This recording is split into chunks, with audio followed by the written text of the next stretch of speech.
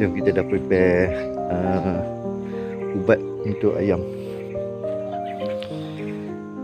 Standby ni. So ni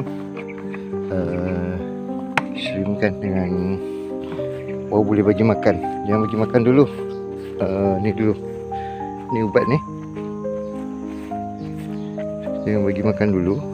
So bagi ubat dulu, baru bagi makan.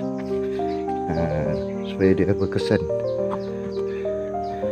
Ni kita nak bagi ayam dia tak melengung. Kalau ayam tu melengung sikit tu, kita bagi ni untuk ubat cacing dia kan. Masa takut badan tak sihat nak kekalkan ayam sentiasa sihat. So jom kita bagi.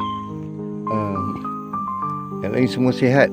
Ibu tu kita nampak macam tak berapa nak steady sikit. So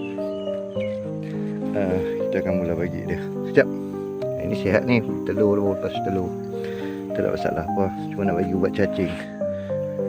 Tapi itulah cara kita lah. Tradisional ni.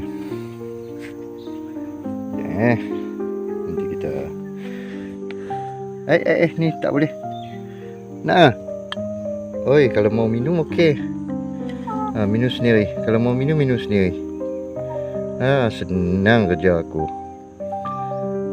Aku nak bagi yang sana punya. Nanti baru bagi yang tu. Dah minum sikit. Bagi hilang ubat cacing. Bagus. Bagusnya. Bagusnya. Good. Senang tak teruk kerja aku.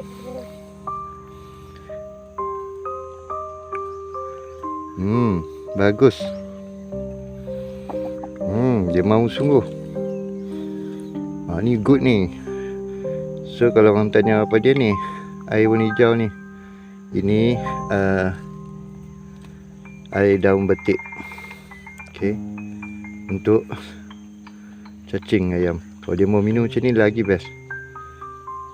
Cara bagi dia, kita akan bagi sampai temuluk dia cekang sikit. Kalau yang inilah yang tak sihat tu lah. Yang macam ni tak apa. Dia mau minum banyak, alhamdulillah lah. Bagus. Bagus. Yang tu je ibu tu kita nampak tak apa nak selera makan sikit. Ini okey. Right. Okay, baik. Nanti kita share lagi.